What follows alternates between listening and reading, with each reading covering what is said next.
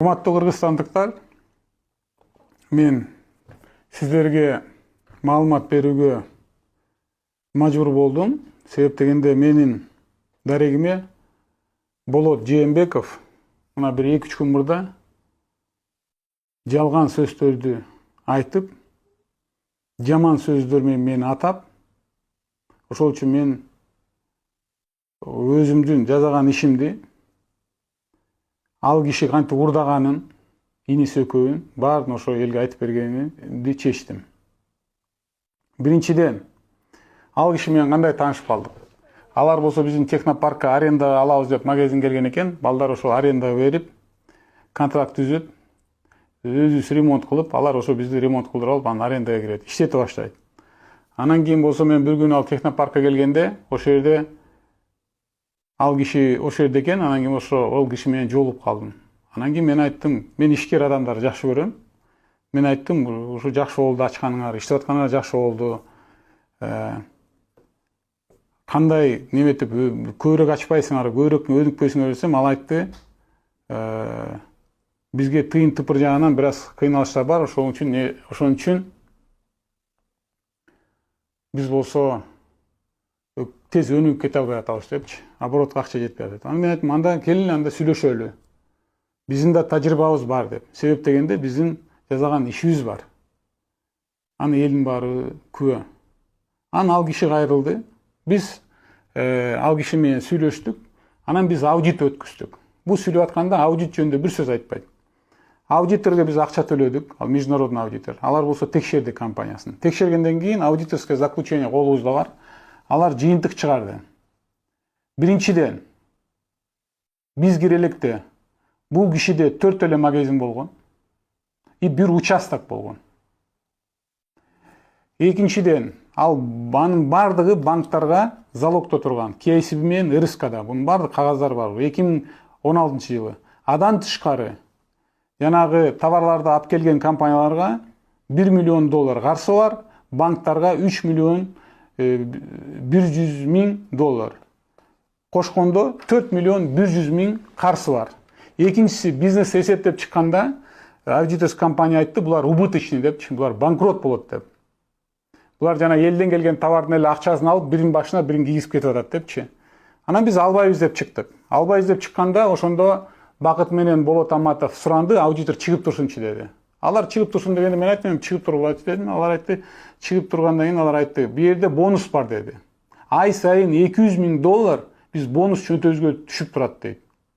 Ошо бонусту мындай неме кошкондо биз прибыльге чыгабыз, ошондо $2 миллион 400 000 биз жыл сайын доллар пайда алабыз дедим да. Биз ага кагаз кол койдук. Ал кагаз да колубузда бар. Ошондой бонусу бар экен деп туруп. Если бонусу болбосо, анда башкача неметебиз депчи, башкача оценка кылабыз деп биз сүйлөштүк. Макул деди. Анан кийин болсо бизге бир эле гана акча кереги жок, бир эле гана акча керек, бир эле акча берсеңиздер эле болду, биз өнүгүп өсүп гүлдөп кетебиз деп туруп. Анан мен айттым, анда мен дайыммын дедим, кел иштешелик дедим. Бул болсо бир күндө болгон жок, бир жумада болгон жок. Бул сүйлөшүү 3 айбы 4 ай болду. Анан кийин булар болсо келген сайын ошондо мен көңүл буруп атып турмун, мындай немени оюн алмаштырып атканда.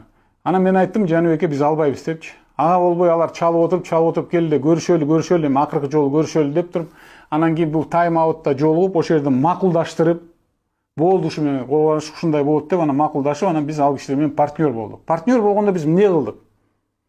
Биз болсо ошо $4 миллион 100 000 жаптык карызды. Бул бир. $12 миллион ошонун ичиндеги $12 миллион бердик биз ал компанияга. Ошонун ичинде $4 миллион 100 000 жаптык карызды. Экинчиде биз айттык, силер салык төлөпсүңөр, жаңы компания ачабыз, жаңы компанияга киребиз дедик. Ал барлык компания өзүңүз жаап, өзүңүз бүтүрүңүз дедик. Анда эптеп, септеп, шалпалтайын чыгарып, эптеп жапты. Ардеде бир уголовный иш болуш керек арды. Салык төлөгөн үчүн ошо Болот Аматовго. Анан биз жаңы компанияга киргенден кийин биз жанагы Болот Аматовдордун активин өткүзүп баштадык ошо компанияга. 2 магазин Болот Аматовдо калды. Биздин компанияга биз чу дегенде эле 2 магазин кирди. Анан бир участок. Башка эч нерсе кирген жок. Алган баары жалган 2016 жылы. Ошол эки магазин менен участогын ошо Болот Аматов мен менен акчасын теңдесин деп туруп, мен жогорку рыноктан 2-3 эсе баалап, ага мен ошолорду сатып алдым. Атайын ошо бал акчасын ошо менен акчаны алып салсын деп туруп. Компанияга мындай кире албайт, ал неме юридически киргизе албайбыз аны, финансовый да киргизе албайбыз. Мисалы, ошол эле участокты мына Чүй областындагы 0,6 соток, могу Новопавловкада турган. Эми бул участокты биз болсо 1 миллион 630 миң долларга баалап алдык. Ал участогыңыз билбейм, 100 миң доллар турат болуш керек. Бул акчаны мен ага берип, анан кийин ал болсо мен менен кошо теңдеп, анан кийин инвестиция кылды. Жана айтып аткан 5%дан бер деген. Бул акчанын баардыгы биз берген акча. Биз бириккенден баштап Болот Аматов, Бакыт Аматов бир тыйын акча салган жок, урдагандан башка. 2016 жылы иштеше баштадык. Мен анда саясатта аралаша баштадым, президенттикке талапкер болом деп. Мен айттым, силер иштейсиңер, силер неметесиңер, биз бухгалтер эле беребиз дедик. Бухгалтерибиз иштей баштады, немете баштады. Анан кийин болсо биздин главный бухгалтерибиз келип алып 6 айда иштей албайм деп кетип калды жумуштан. Эмне себептен иштей албайм десем, тиги булар болсо акчаны сурабай эле кассадан өзүнүн үйүндө алгандай эле ала берет экен депчи. Анан мен чакырып алып айттым, мындай болбойт го дедим да. Эми бухгалтериңиз мындай көнөлөй экен, андай көнөлөй экен. Анан башка бухгалтер бердик. Шарт түзүп баштадык иштесин деп. Ошол ушу менен жүрүп берди. Мен болсо 2017-тен кийин сыртка чыгып кеттим. Буларды көзөмөлдөгөн эч ким жок болду. Булар өз билгенде иштеди. Мен буларга толугу менен ишендим. Барлык банковский документ бардыгы өз билгенде кылды. Биз ошо 12 миллион доллар инвестиция жасадык. Ошонун ичинен мен келгенден кийин мага Жаныбек жыеним айтып баштады. Биякта проблема бар. Карабасаңыз болбойт депчи. Компаниянын шарты өтө начарлап баратат. Магазиндердин саны көбөйүп атат, арендага алган үчүн саны көбөйүп атат. А бирок биздин магазиндердин жана биздин акчага салган жаңы магазиндерден башка эч нерсе көбөйбөйт. Булардын биз менен партнерлор болгондун, булардын менчик магазиндери көбөйүп атат депчи. Урлук болуп атат деп туруп. Биз аудит кылдык. Булар отчет менен келгенде компания убытокта да, прибыль жок. Ошол эле учурда буларда 2022 жылы Бакыт Аматовта 6 магазин пайда болду. Биз кирип атканда эч бир магазин жок болчу. Болот Жээнбековта 12 магазин пайда болду. Жана прораб деп бардым мен. Анан кийин мен айттым аларга, силерде магазин пайда болуп атса өзүңөрдө, силер бизге арендага тапшырып атсаңар, прорабты ачып атсаңар, биздин компания байыбай эле убыток болуп атат. Анан компанияны болсо мен айттым, анда мындай кылалы дедим. Мен түшүндүм булардын урдуп аткан акчасын. Мен айткам, эң негизгиси акча урдубагыла, алдыбагыла деп. Ошондой келишим түзгөнбүз. Анан кийин болсо мен аны көргөндөн кийин мен айттым, анда мен долямды сатып алгыла деп. Мен салган акчамды чыгарып бергиле дедим. Мен айттым, биз болсо 12 миллион салдык. Ошо мынакей 5 жыл 6 жыл өттү, мен айттым ошо 15 дедим. Акыр неметкенен айттым, ошо 13,5 үстүнө 1 миллион кошуп бергиле дедим. 5 жылдан кийин булар магазиндерди куруп алган өздөрүнө. Булар нары басты, бери басты, анан айтып атпайбы, инвесторлор карап туруп, Бабанов берди экен деп кирбей койду деп. Бу жерде логика жок. Бабанов сатып чыгып атат. Инвесторлор эмнеге кирбеш керек? Мени жаман көрсө инвесторлор. Себеп дегенде инвесторлор булардын жүзүн көрүп, жазып аткан бизнесин көрүп, бизнести анализдеп, алар бияка кирбеүүнү чечти. Бул ал кишинин жалган айтып аткан аферистик характерин көрсөтөт. Экинчиси, биз аудит кыла баштадык. Аудит кыла баштаганда 450 миллион сом кассада акча жок. Жанагы товарларды алып келген, элдер бир товар алган, то есть алып келген компанияларга 450 миллион сом жок. Кака кетти бул акча? Жооп бере алышпайт. Тигиндей мындай, андай, тигиндей мындай деп. Анан кийин мен айттым, анда келгиле дедим. Бакытты Аматовду председатель совдир кылалы, независимый директор коелу дедик. Независимый директорду койдук. Койгондон кийин эле Бакыт Аматтын $10.000 ошомойдон калтырдык. Машинесин ошомойдон калтырдык.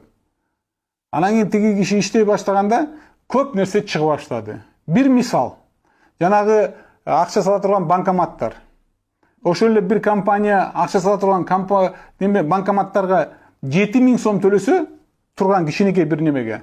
Аны болсо Бакыт Аматтын аялы тапшырат, а компанияга 1000 сом төлөйт.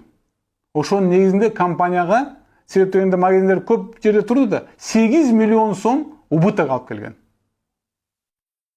Компания 1 миллион табат, Бакыт Аматтын аялы 7 миллион сом табат. Адан тышкары бир топ акчаларды урдаганда $200.000 бар. Ошонун баары жыйнап отуруп, анан кийин болсо мен алдаган адамдардын баарын жаман көрөм. Урдаган адамдар менен да сүйлөшө алам. Мен ал тиги экөөнү чакырып алып туруп айттым, жанагы убыточный магазиндерди жабышыбыз керек деп. Себеп дегенде компания банкрот болоюн деп атат деп. Ошондо менде тандоо болду. Өзүмдүн берген акчамды чыгарып кетип, буларга компания тапшырып кетип коюуга.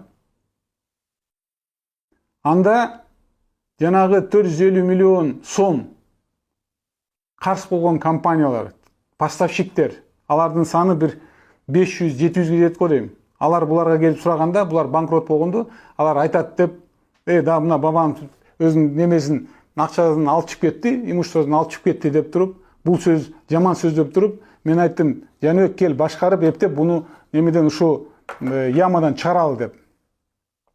Мен мындай операционга киришкен жокмун. Иштей баштадык. Иштей баштаганда тиги орус директорду, Игорь деген директорду коюп иштей баштаганда буларга поток акча токтоп калды. Токтоп калганда эле Болот Аматов келди, Болот Жээнбеков келди, айтты, Өрбек Токтогуч, мен болсо өзүмдү ойлойм, сатат элем, сатып алыңыз, минтип алыңыз депчи. Ал сунуштады. Анан мен айттым, келиңиз анда сүйлөшөлү дедим. Анын алдында жанагы айтып атпайбы, жана 6 магазин боюнча. Мен болсо ошо 6 магазинди жөн эле кагазды билбей эле кол коюп коюп турум, мага кагазды минтип туруп берип коюп бер деп. Биринчиден, урматтуу кыргызстандыктар, договорду кол коердо, имуществону сатаарда баарыңыздар жакшы билесиздер. Биз ага бердик.